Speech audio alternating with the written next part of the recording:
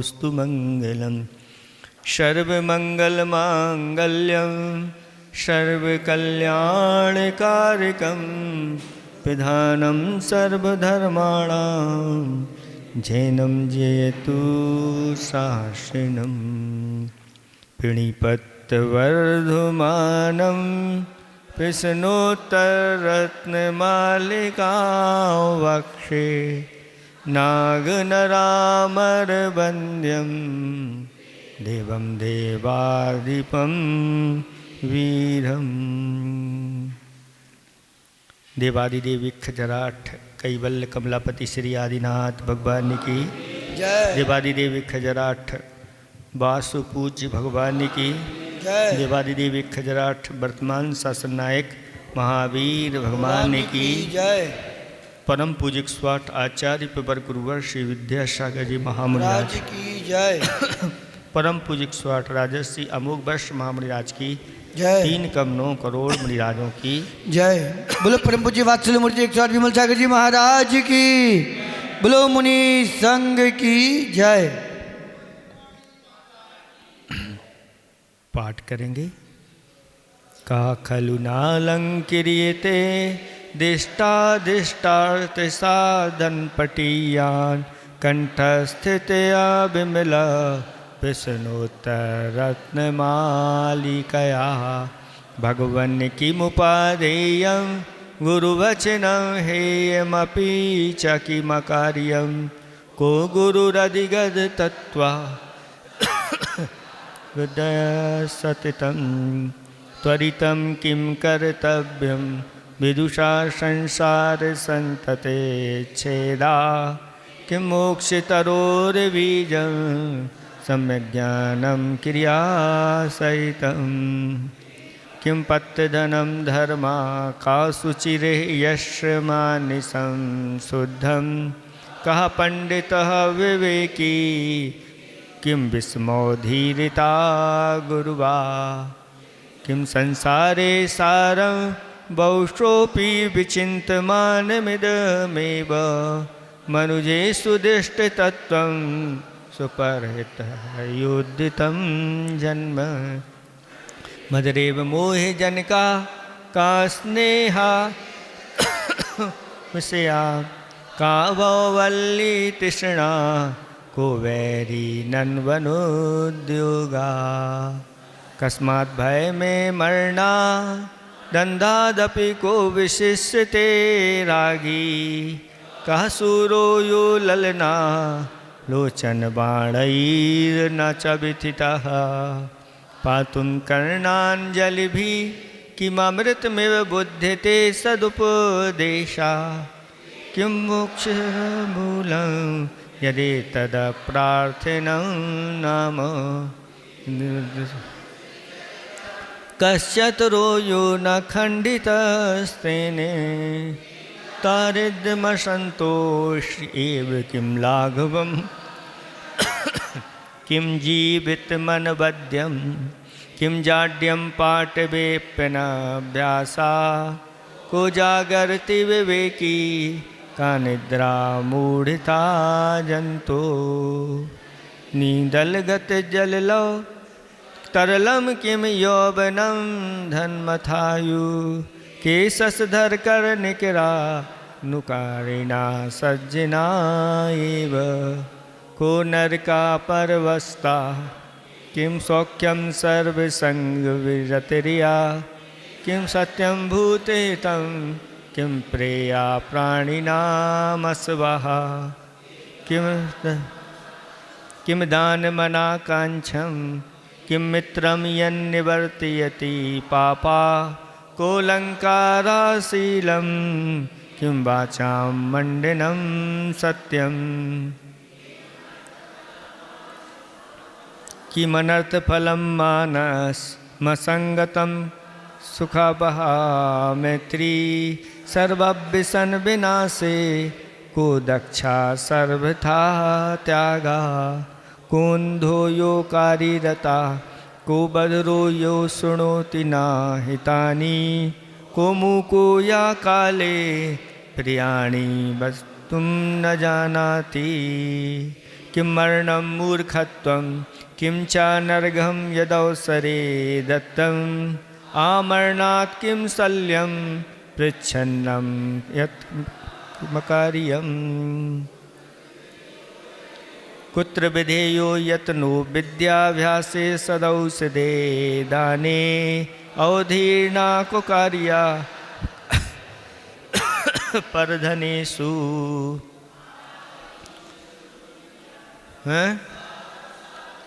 न च प्रमिदा दाक्षिण्यमपि मैत्री। इतना हो गया, 19 हो गए। आज थोड़ा सा कुछ श्लोकों का रिवीजन कर लेते हैं। आपको शास्त्र पुस्तक में नहीं देखना, शास्त्र में नहीं देखना, है ना। सबसे पहले मंगलाचरण आया है, तो मंगलाचरण तो सबको याद होना ही चाहिए। और मंगलाचरण याद नहीं है और सब कुछ याद है तो कहते हैं कि सब अनिवार्य प्रश्न है मंगलाचरण। उस मंगलाचरण में वीर वर्धमान स्वामी के लिए नमस्कार किया गया है। और वीर वर्धमान स्वामी कैसे हैं? जो नाग, नर और अमर के द्वारा ऐसे वंदनीय, देवों के भी जो देव हैं, ऐसे उन महावीर भगवान को नमस्कार करके और फिर प्रश्नोत्तर रत्नमालिका को कहूँगा, ऐसा कहा।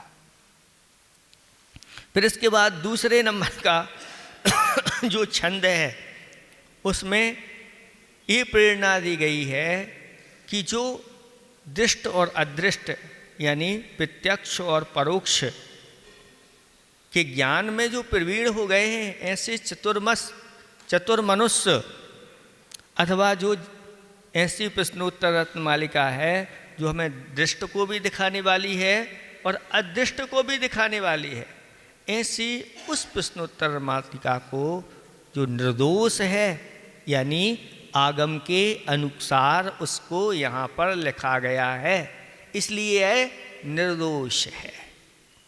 ऐसे निर्दोष प्रश्नोत्तर रत्नमालिका को कौन पुरुष होगा या कौन ऐसा मनुष्य होगा जो अपने कंठ में धारण नहीं करेगा, अर्थात करेगा ही करेगा। फिर इसके बाद तीसरे नंबर के छंद से प्रश्न चालू हुए हैं और उत्तर हुए हैं। सबसे पहले इसमें 4 प्रश्न आए हैं। कितने आए? 3। इसमें 3 प्रश्न रखे गए हैं। पहले में तीसरे नंबर के छंद में 3 प्रश्न आए हैं। पहला प्रश्न है कि उपादेय क्या है, तो गुरु के जो वचन हैं वह उपादेय। फिर हेय क्या है, तो अकारी, जो कारी इस लोक में भी निंदा कराने वाले हैं और परलोक में भी दुख दिलाने वाले हैं, ऐसे कारी अकारी हैं। फिर ये कहा गया कि गुरु कौन होते हैं तो अब गुरु कौन होते हैं, तो लोग अपनी अपनी बुद्धि लगा के गुरु ऐसे होते हैं, गुरु यहाँ के अनुसार ही उत्तर देना है कि गुरु वो होते हैं जिन्होंने क्या कर लिया, तत्वों को अच्छी तरह से जान लिया है या अपने जीवन में उतार लिया है और जो हमेशा क्या करते रहते हैं, प्राणियों के हित के लिए तत्पर रहते हैं, ऐसे ही गुरु हुआ करते हैं। तो 3 प्रश्न तैयार हुए, आगे बढ़ते हैं, चौथे नंबर के छंद में पहुंचते हैं और चौथे नंबर के छंद में 2 प्रश्न किए गए हैं। कितने? 2। सबसे पहले कि विद्वानों को शीघ्रता किस कार्य में करना चाहिए तो संसार की परिपाटी जिससे जल्दी से जल्दी छिद सके वह छेदने का पुरुषार्थ करना चाहिए और मोक्ष रूपी वृक्ष का बीज क्या है? तो सम्यक ज्ञान, और वो भी किससे? चारित्र से युक्त जो सम्यक ज्ञान है वही संसार यानी मोक्ष रूपी जो वृक्ष है उसका बीज है। यानी जहाँ पर सम्यक ज्ञान है और चारित्र है वहाँ पर नियम से सम्यक दर्शन है, यानी रत्नात्रय ही मोक्ष रूपी वृक्ष का बीज है। इस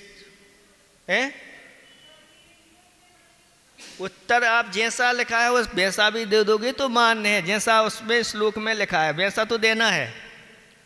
और अपनी बुद्धि अगर एक्स्ट्रा लगा दें तो और अच्छी बात है, नहीं है तो जितना है उतना तो देना है। ज्ञान और दर्शन की मुख्यता तो है, लेकिन यहाँ पर सम्यक ज्ञान की मुख्यता है। ज्ञान और दर्शन की चारित्र की मुख्यता नहीं, सम्यक ज्ञान और सम्यक चारित्र की मुख्यता है। और जहाँ पर ये दो मुख्य हैं वहाँ पर सम्यक दर्शन तो मुख्य होगा ही होगा, क्योंकि सम्यक ज्ञान सम्यक दर्शन के बिना नहीं होता। तो तीनों की मुख्यता है। जैसे एक त्रिभुज है, त्रिभुज बनाया और त्रिभुज की जो तीनों भुजाएं कैसी होती हैं? समान होती। अब कौन सी मुख्य है उसमें? जैसे तीनों भुजाएं मुख्य होती हैं उसमें एक सी होती हैं, और तीनों भुजाएं एक दूसरे से कनेक्ट रहती हैं, उनके कोण भी बराबर सबके होते हैं। ऐसे ही तीनों में प्रधान कौन है? तो कहते हैं तीनों सम्यक दर्शन ज्ञान चारित्राणि मोक्ष मार्गः। यानी इसमें द्वंद्व समाज है। द्वंद्व समाज में समास कहलाता है जिसमें सभी पद प्रधान होते हैं। तो सम्यक दर्शन भी प्रधान है, सम्यक ज्ञान भी प्रधान है और सम्यक चारित्र भी प्रधान। इसलिए रत्नात्रय यह जो होता है यह मुक्ति का मार्ग है।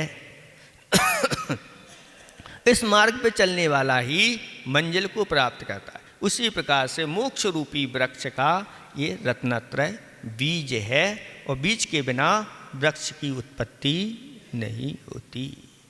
यद्यपि इसमें व्यवहार रत्नात्रय और निश्चय रत्नात्रय दो भेद हो जाते हैं। जब वह रत्नात्रय प्रवृत्त्यात्मक रहता है तो उसको भेद रत्नात्रय कहते हैं, और जब वह रत्नात्रय एक मेक हो करके आत्मलीन हो जाते हैं, निश्चय रत्नात्रय हो जाता है, उस समय वह साक्षात मोक्ष का मार्ग बन जाता है। और ये भेद रत्नात्रय परंपरा से मोक्ष का मार्ग है, ऐसा जानना चाहिए। इसके बाद फिर आगे बढ़ते हैं। 5वें नंबर के छंद में 4 प्रश्न हैं। पथि यानी मोक्ष मार्ग में अदनम यानी कलेवा क्या है? तो धर्म ही कलेवा है। और इस लोक में कौन पवित्र है? तो जिसका मन शुद्ध है वह पवित्र है। फिर पंडित कौन है? तो विवेकी वह पंडित है। और फिर विष क्या है? तो गुरुओं का जो तिरस्कार है वह विष है। इस तरह से 9 प्रश्न हो गए। अब 6वें छंद में आते हैं, और 6वें छंद में जैसे ही प्रवेश करते हैं इसमें एक ही प्रश्न किया गया और उसका उत्तर दिया गया कि इस संसार में सार क्या है। तो बहुत बार चिंतन करके यही सार निकाला गया है कि मनुष्य पर्याय धारण करके और क्या करना चाहिए? सुपर कल्याण में लग जाना चाहिए। यही मनुष्य जीवन की सार्थकता या सार है। फिर इसके बाद 7वें नंबर का प्रश्न है उसमें 4 प्रश्न किए गए हैं। पहला प्रश्न है कि मदरा के समान मोह को उत्पन्न करने वाला क्या है? तो स्नेह है। और लुटेरे कौन हैं? तो विषय, पंचेंद्रिय के विषय लुटेरे हैं। और संसार की बेली लता क्या है? वह तृष्णा है। और हमारा बैरी कौन है? तो कहते हैं कि अनुद्योग यानी पुरुषार्थहीनता, प्रमाद, है ना। प्रमाद सबसे, आलस्य, आलस्य भी बोलते हैं, प्रमाद भी बोलते हैं, ये सब अकर्मण्यता, ये सब क्या है? हमारे शत्रु है। इस प्रकार से छठ में मैं जैसे पहुँचे थे तो 10 हो गए थे, और 7 में पहुँचे तो 14 प्रश्न यहाँ तक पूरे हो गए। अब 8वें नंबर के छंद में 3 प्रश्न किए गए हैं। कितने? 3। कौन कौन से? सबसे पहले तो किससे संसारी प्राणी को भय रहता है? तो उत्तर दिया, और अंधे से अंधा कौन है? तो विशेष रागी, जो तीव्र रागी जो होते हैं वो अंधे से अंधे हैं। और फिर एक प्रश्न किया गया कि सूरवीर कौन है? तो जो स्त्रियों के कटाक्ष रूपी बाणों के द्वारा जो छेदा नहीं जाता, भेदा नहीं जाता, वही सूरवीर है। इस तरह से कितने प्रश्न हो गए? 17। ठीक है, अब आगे बढ़ते हैं। अब अगला, इतना आपको एक हिस्सा तैयार आप लोगों का करवा दिया, अब इसको तैयार करके आप लोग आना। अब कितने हो गए थे अपने श्लोक? 19 हो गए, और 19 के बाद 20वें नंबर का छंद आ रहा है, हैं? यही है, कंठ गतई रप रप सुभी, कंठ गतई रप सुभी, कस्यात्मा नो समर्प्यते जातु, कस्यात्मा नो समर्प्यते जातु, मूर्खस्य विषादस्य च, मूर्खस्य विषादस्य च, गर्वस्य तथा कृतघ्नस्य, गर्वस्य तथा कृतघ्नस्य, कंठगतैरप्यसुभिः कस्यात्मा नो समर्प्यते जातु, मूर्खस्य विषादस्य च, गर्वस्य तथा कृतघ्नस्य। पढ़ो।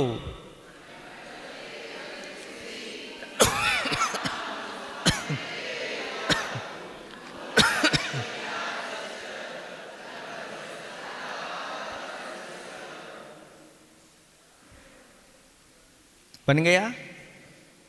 अर्थ देखें, कंठगतहि अपिहि अशुभिहि, यानी कंठगतहि अपि, कंठगत अशुभि माने होता है प्राण, कंठगत प्राण हो जाने पर भी कस्य जनस्य आत्मा यानी स्वीकीयम नो जातु समर्प्यते। ऐसा कहा जा रहा है कि कंठगत अगर प्राण हो गए हैं तो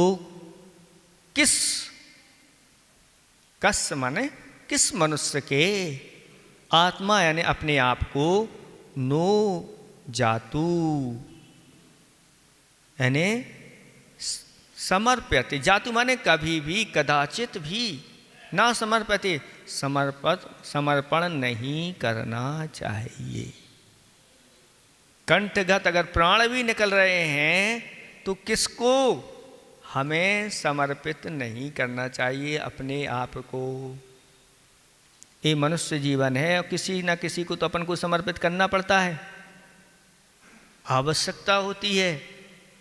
तो कहते हैं कि समर्पण इनको तो नहीं करना, इनके अलावा आप किसी को अपने आप को समर्पण करना चाहो तो कर सकते हो, लेकिन किसको नहीं करना चाहिए ऐसा प्रश्न पूछा है। तो उत्तर दिया जा रहा है कि इनको नहीं करना चाहिए। कौन कौन है वो? मूर्खस,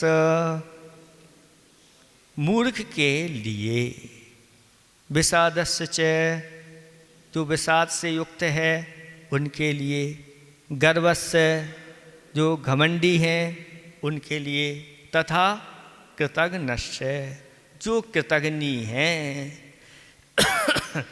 ऐसे लोगों के लिए अगर प्राण भी निकल रहे हैं तो निकल जाना चाहिए, मर जाना अच्छा है, लेकिन ऐसे लोगों को समर्पित करना अच्छा नहीं, क्योंकि ऐसे लोग कौन सी विपत्ति में ढाल दें कोई भरोसा नहीं है।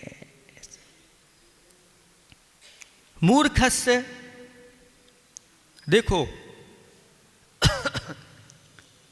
जो पर्वत और नारद दो थे, पर्वत मूर्ख था और नारद बुद्धिमान था। एक बार पिताजी ने परीक्षा की, दोनों की ली। पिताजी पढ़ाने वाले थे, वो गुरु महाराज थे, और उनका लड़का ये पर्वत था, लेकिन मूर्ख था। और जो नारद था उसको पढ़ाते थे तो वो बहुत जल्दी सब तैयार कर लेता और खा लो। लेकिन पर्वत कहता है कि ऐसी कौन सी जगह है जहाँ मुझे कोई देख नहीं रहा हो। केवल ज्ञानी तो सब पूरे के पूरे विश्व को देख रहे हैं, अवधि ज्ञानी भी देख लेते हैं, आदि आदि। तो उसके लिए तो कोई जगह नहीं मिली, इसलिए वापस जा कर के गुरु महाराज से कहा कि हमारे लिए तो कोई ऐसी जगह नहीं मिली जहाँ कोई ना कोई देखना, कोई ना कोई तो दिख रहा है। ऊपर से सूर्य देख रहा है, तो चांद तारे आदि देख रहे हैं रात्रि में, आदि आदि सब कोई ना कोई तो देख रहा है। और ये क्या कोई नहीं दिख रहा था, खा के आ गए। अब देख लो कौन मूर्ख है।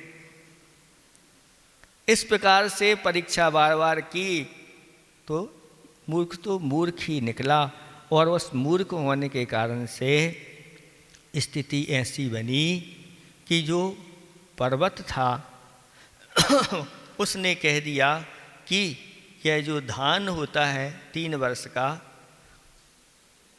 उससे पिताजी ने कहा था कि यज्ञ करना चाहिए, लेकिन इसने अपनी बुद्धि से, मूर्खता से कह दिया कि जो 3 वर्ष का अज है उससे यज्ञ आदि करना चाहिए।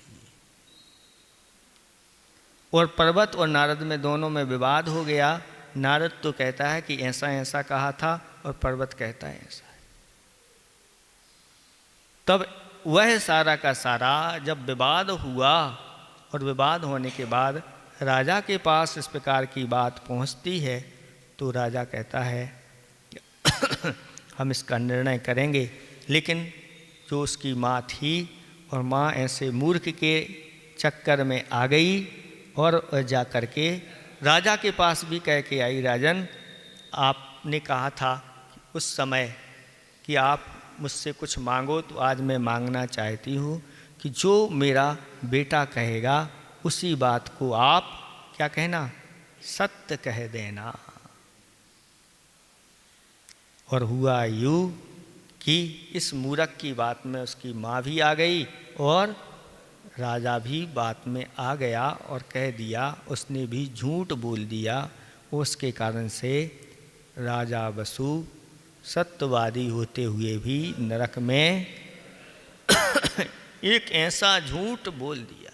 तो ये है मूर्खों की संगति में पढ़ करके, मूर्खों की बातों में आकर के अगर हम समर्पित हो जाते हैं तो बड़े बड़े संकट अपने जीवन में आ सकते हैं।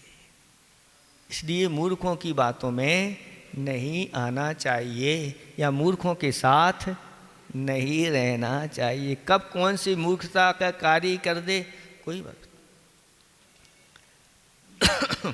एक सेठ जी थे, रायसेन के वो सेठ जी थे, रायसेन जिले के थे, सांची नगर में रहते थे। बहुत प्रसिद्ध दानवीर सेठ अमीर चंद जी थे। उनको मोती झरा हो गया और विदिशा में एक वैद्य जी थे, उन वैद्य जी को उन्होंने दिखाया और उनका इलाज चला। बहुत समय बाद वह ठीक हो गए। लेकिन मोतीझरा में उन्होंने बहुत दिनों से अन्न का सेवन नहीं किया था।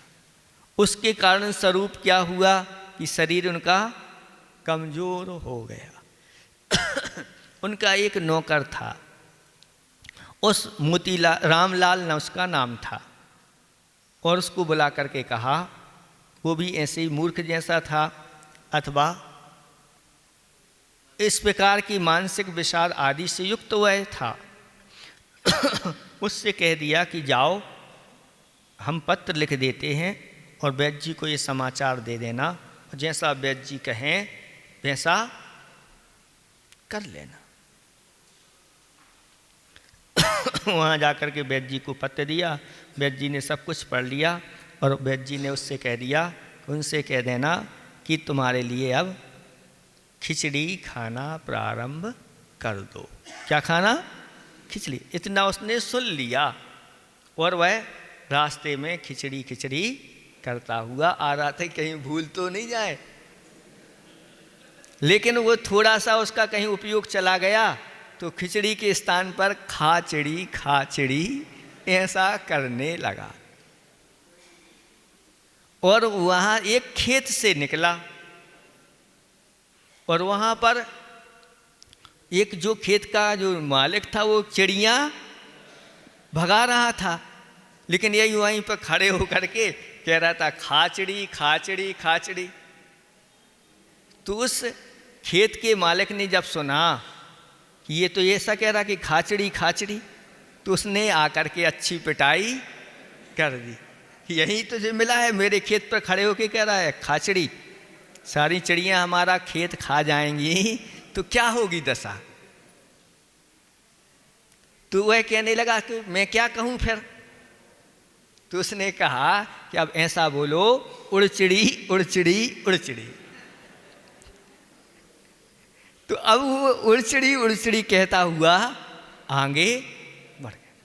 वहाँ पर एक शिकारी जो थे, शिकारी ने जाल फैलाया हुआ था, उसमें चिड़ियों के लिए यह वहीं से निकला और कहता है उड़चिड़ी उड़चिड़ी उड़चिड़ी।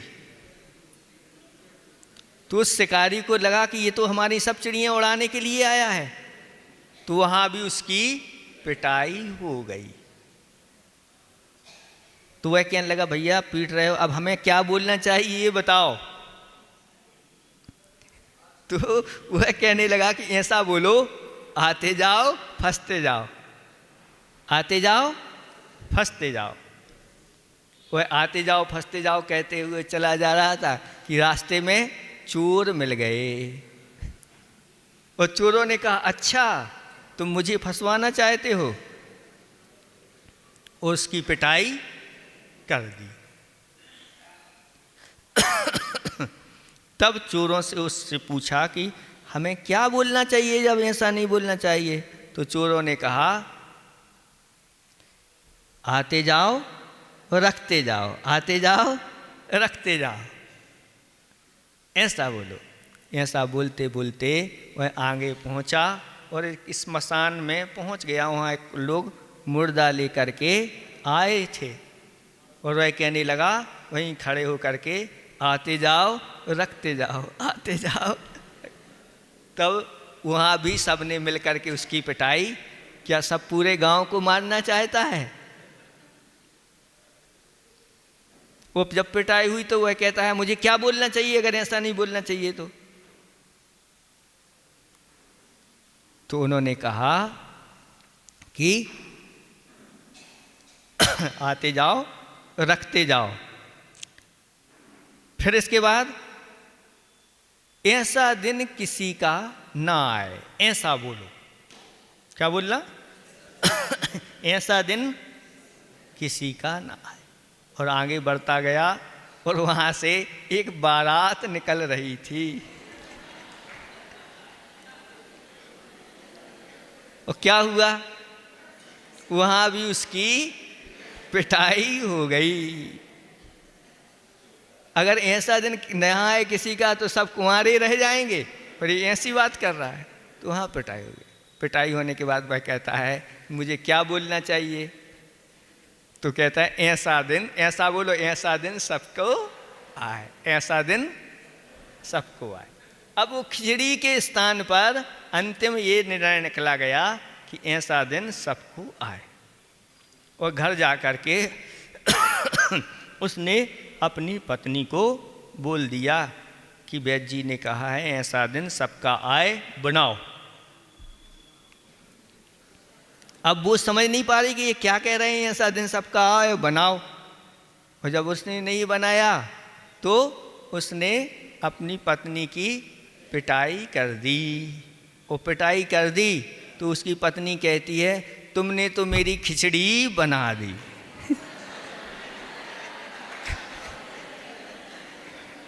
वह कहता है अरे यही तो वैद्य जी ने कहा था, ऐसी खिचड़ी की खाचड़ी हो जाती है और मूर्ख लोगों की संगति ऐसी हो जाती।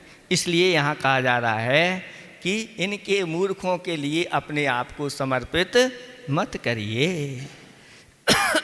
अगर संकट आता है तो क्या करें, तो कहा कि संकट के समय पंच परमेष्टि का ध्यान करना चाहिए। किसी को समर्पित ना करके कभी भी कैसा भी कोई संकट आ जाए और बस पंच परमेष्टि की शरण में चले जाना चाहिए। वो हमारे रक्षक हो जाते हैं। ऐसे बड़े बड़े महान पुरुषों के ऊपर संकट आए हैं, ऐसे तपस्वियों के ऊपर भी संकट आदि आए हैं, तो उन्होंने पंच परमेष्टि या धर्म की शरण ली है। इसलिए संकट से भागो मत, संकट से भागोगे वह तुम्हारा पीछा करेगा। यदि तुम संकट का सामना करोगे तो वह अपने आप भाग जाएगा। इसलिए अच्छी तरह से प्रसन्नता के साथ पंच परमेष्टि की शरण में जाते हुए ऐसी अगर वो घड़ियाँ निकल जाती हैं तो हमारा बचाव हो जाता है। अगर हम नहीं भी बचें तो भी सद्गति होती है, दुर्गति नहीं होती, ऐसा जानना चाहिए।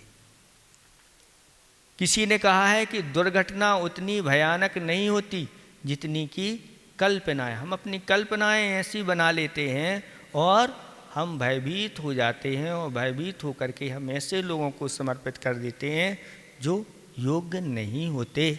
इसलिए ऐसा नहीं करना चाहिए। और भी कुछ लोगों को ऐसा लौकिकता में कहा जाता है कि ये भी मूर्ख हैं। कौन? मूर्ख व्यक्ति वह जो स्वयं का घात करता है। ऐसा व्यक्ति स्वयं मान लो इस प्रकार से कर ले, कोई आत्महत्या आदि कर ले तो मूर्खों की कोटि में आते हैं। कुछ ऐसे उनको भी मूर्ख कहा जाता है जो बिना कारण हंसते रहते हैं। अब कोई बैठा बैठा हंस रहा है, बस कोई है नहीं, कुछ नहीं, हमेशा ही हंसता रहे, तो लोग कहते हैं ये तो बिना कारण नहीं, कोई ना कोई कारण तो होना चाहिए। जो अपनी प्रशंसा खुद करे उनको भी मूर्ख की कोटि में रख, क्योंकि अपनी प्रशंसा करने से अपना घाटा होता है, और जो घाटे का सौदा करता रहता है वह मूर्ख कहलाता। जो व्यर्थ की बातें करता रहता है वह भी मूर्ख की कोटि में आता है। इसलिए व्यर्थ की बातें नहीं। और जो बड़ों का निरादर करता है वह भी मूर्ख माना जाता है। और जो अपने घर की बुराई करता है वह भी बुद्धिमान नहीं है। सुन लो सभी लोग, नहीं तो यहाँ आकर के सास बहू की और बहू तो दोनों मूर्ख हो जाएंगी। सास भी मूर्ख हो जाएगी और बहू। अपने घर की बुराई नहीं करना, कैसा भी हो सब सहन करना। जो बिना कहे बीच में बोले वह भी, ऐसे बुद्धिहीन व्यक्ति मूर्ख की कोटि में आते हैं। तो ऐसे मूर्खों को समर्पित नहीं करना। और कौन सा है? विषादस्य, जो विषाद में डूबा हुआ है, शोक में डूबा हुआ है, ऐसे व्यक्तियों के लिए भी अपने आप को क्या नहीं करना चाहिए? समर्पित नहीं करना चाहिए। वो बुढ़िया थी, एक गठरी लेकर के जा रही थी और एक व्यक्ति वहाँ से निकला घोड़े पर बैठ करके और कहा बुढ़िया ने कि भैया आप गांव तक जा रहे हो तो मेरी ये पोटली रख लो। तब उसने मना कर दिया और आगे जा कर के वह विचार करने लगा, अरे मौका बहुत अच्छा है, बुढ़िया अकेली है और मेरे पास घोड़ा है और बुढ़िया की पोटली में माल दिखता है। अब वह शोक में डूब गया कि मैंने ऐसा मौका छोड़ दिया और ऐसे ही शोक में डूबा हुआ, अवसाद में डूबा हुआ वह व्यक्ति वापस लौट करके आया और कहा कि लाओ माँ, मैं तुम्हारी इस पोटली को तुम्हारे गांव पहुंचा देता हूँ। और बुढ़िया ने उसके चेहरे को देखा कि ये तो विषाद से युक्त दिख रहा है, पहले जैसा चेहरा जिसका था अब वैसा नहीं है, और कहा है कि ऐसे को कभी अपने आप को समर्पित नहीं करना, इसलिए अब मेरी पोटली नहीं जाए। और कहा कि नहीं, अब मुझे, क्योंकि जो तुम्हारे मन में कह गया है वो मेरे मन में भी कह गया है, इसलिए आप अब जाओ, मैं ये पोटली किसी को नहीं दूंगा। ऐसे जो विषाद एक शोक में डूबे रहते हैं, ऐसे लोगों को समर्पित कर दोगे तो आपका कुछ बनने वाला नहीं, आप भी शोकमय हो जाओगे, दुखमय हो जाओगे। इसलिए ऐसे एक बेसहारा दूसरे बेसहारे को क्या सहारा किनारा देता, अर्थात नहीं देता। और तीसरे नंबर का कौन है वो? गर्वस्स, यानी जो घमंडी हैं। ऐसे घमंडी लोगों के लिए जो किसी की सुनते नहीं हैं, उनके लिए अपने आप को समर्पित नहीं करना चाहिए। रावण को जिन जिन ने समर्पित किया सबकी स्थिति, लेकिन विभीषण ने प्रश्नोत्तर रत्नमालिका पढ़ी होगी हैं कि घमंडी को किसी अपने आप को समर्पित नहीं करना। उन्होंने समर्पित नहीं किया और छोड़ करके चले गए तो बच गए और पूरा का पूरा राज्य भी मिल गया। ऐसे ही कौरवों को जिन जिन ने समर्पित किया सबकी दशा खराब हो गई। तो यहाँ पर कहा जा रहा कि जिन लोगों ने अपने आप को इन लोगों को समर्पित किया, ऐसे घमंडी लोगों को उन्होंने अपना नाश किया, अनेक प्रकार के अपने आप को संकटों में डाला। लेकिन जो इनसे बच गए वो बच गए, ऐसा जानना चाहिए। और एक और है कृतघ्नस्य, यानी जो कृतघ्नी होते हैं, किसी प्रकार से उपकार नहीं मानते, ऐसे लोगों को भी समर्पित नहीं करना चाहिए। जिनके ऊपर हम उपकार कर रहे हैं और वो अपना उपकार नहीं माने, नहीं चुकाएं, तो ऐसे लोग कृतघ्नी होते हैं। और ऐसे लोगों को अगर सौंप दिया तो अपनी रक्षा सुरक्षा नहीं हो सकती। एक साधु महाराज एक घर के सामने से निकल रहे थे। उस घर में 7 भाई थे, जिसमें एक कमाने वाला था और कमा करके वह लाता था, तो उसकी पूरे के पूरे घर में प्रशंसा होती, मान्यता होती और उसको सब कुछ सभी लोग चाहते थे, उसको सब खाने पीने के लिए सब अच्छा, सब कुछ उसके लिए तो वह घर स्वर्ग जैसा था कि मेरे घर वाले जो है ना मेरे लिए सब कुछ करने के लिए तत्पर हैं। वहीं से एक साधु निकले और साधु महाराज कहते हैं यह सब संसार जो है ना स्वार्थ का है, कोई अपना नहीं होता, सब संसार स्वार्थी है। ऐसा जब उसने सुना, जो कमाऊ पूत था, और उसने कहा कि ये साधु महाराज कह रहे हैं और मुझे तो ऐसा लगता है कि मेरे लिए तो ये सब पूरे के पूरे सब कुछ करने के लिए तैयार हैं। तब उसके मन में आया कि साधु महाराज ऐसा कह रहे हैं तो पूछें तो इनसे जा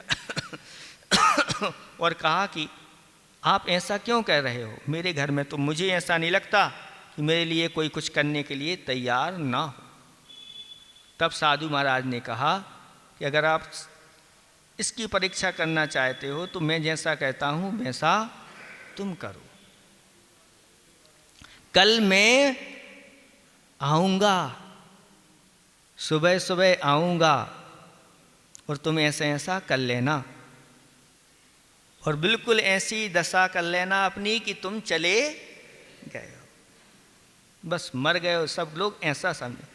और सुबह सुबह साधु महाराज वहाँ से निकले और ये घर वालों ने जब इसको जगाया तो ये कुछ भी बोलता नहीं, कुछ भी नहीं, तो ये ऐसा लगा कि यह मर गया। और वहाँ पर हाहाकार हो गई, अब क्या होगा, अब मेरा यही तो बच्चा था, ये आदि आदि करके, और सब लोग रोने लगे। तब वहाँ साधु महाराज निकले और कहते हैं मेरे पास ऐसी औषध है, अगर एक पुड़िया भी कोई इसका सेवन कर ले तो मरा हुआ भी जीवित हो जाए। तब उन लोगों के कान में पहुंचा और उनको बुला लिया साधु महाराज को कि जल्दी से जल्दी मेरे इसको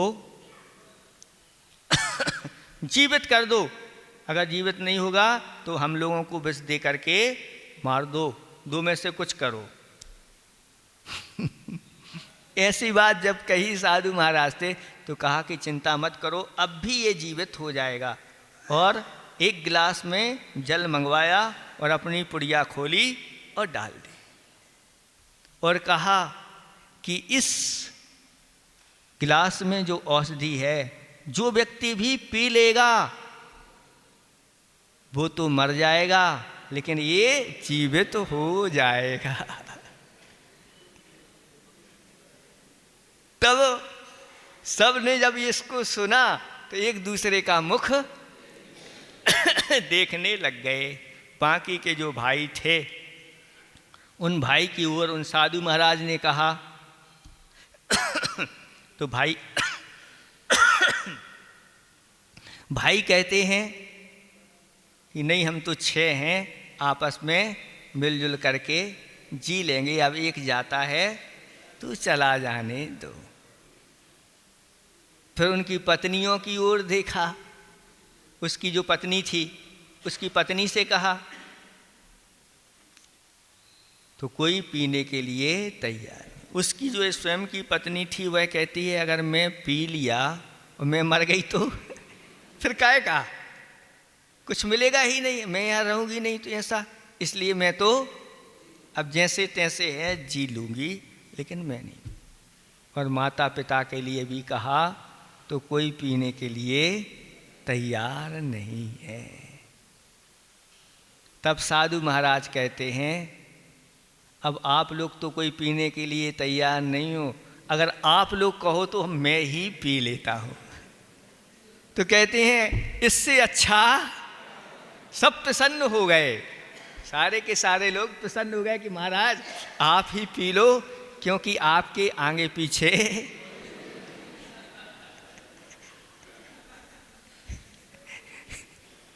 ये दशा है संसार की। और साधु ने कहा कि ठीक है आप लोग मत पीजिए, परोपकार के लिए मैं ही इसको पी लेता हूँ। और उन साधु महाराज ने उस पी लिया और पी करके उसको ठोका, उठ रे, और वह उठ गया और कहा देख लिया ये है संसार है। जिसके लिए आप कह रहे थे कि ये हमारे हैं, सब कुछ हैं, हमारे लिए जान देने के लिए भी तैयार हैं, आदि आदि, ये सब बातें हैं। अब कोई स्वार्थ का संसार है। और वह साधु जाने लगा। जब जाने लगे तो फिर क्या हुआ? वह कहता है आप अकेले मत जाइए, मुझे भी अपने साथ ले चलिए। तो यहाँ पर ये कहा जा रहा कि माता पिता कितना उपकार करते हैं अपनी संतान आदि के ऊपर, और संतान जब कृतघ्नी हो जाती है तो ऐसी कृतघ्नी संतान के लिए माता पिता को भी अब ऐसी संतान को नहीं सौंपना चाहिए। पिताजी आ गए, कहाँ पर? शहर में लड़का रहता था और विवाह उसका हो गया था, और लेकिन कुछ दिन पिता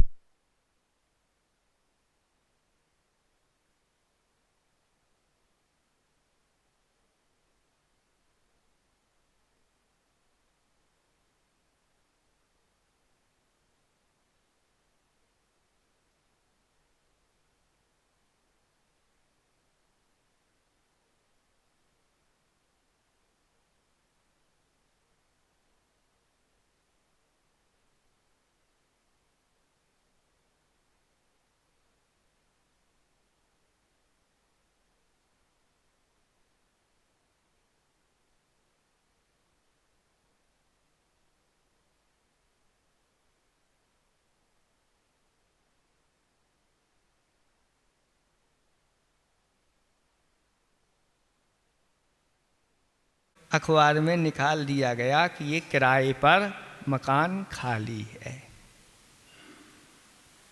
तब जो पिताजी गए नहीं थे उन्होंने ही उसको फार्म को पर भर दिया कि मुझे ये किराए पर चाहिए। और जा कर के पहुंच गए पिताजी, लो बेटा किराया चाहिए। जब पिताजी को देखा वह लज्जित हो गया कि मैंने ये अच्छा कार्य नहीं किया। पिताजी ने मेरे साथ क्या किया और मैं किसकी बातों में आकर के और मैंने ये क्या कर लिया? तो ये कहलाता है कौन? कृतघ्नी कहलाते। ऐसे कृतघ्नी व्यक्तियों के लिए कभी समर्पित नहीं करना चाहिए। सिंह की कथा तो आप लोगों को सुनाई थी कि सिंह ने तो उपकार किया उसका और आभूषण आदि उसको प्रदान कर दिए, लेकिन उसने उसका उपकार नहीं मान करके और सिंह के लिए ऐसे वचन बोल दिए जिसका फिर वह शब्दों का घाव उसका भरा नहीं। ऐसा जानना है। राजा सुभोम का रसोइया मर करके कृतघ्नी हो गया, जो जीवन पर्यंत उनका वह कार्य करने वाला था, लेकिन राजा सुभोम ने उसके ऊपर इस प्रकार का कार्य किया और वह कृतघ्नी होकर के और उसने मारने के लिए विचार बना लिया और अपना रूप बना करके और आम को लेकर के आ गया। और ऐसे कृतघ्नी के लिए राजा सुभोम ने अपने आप को समर्पित कर दिया और वह ले गया और जाकर के मृत्यु के घाट उतर गया और मर करके नरक चला गया। इसलिए कभी भी हो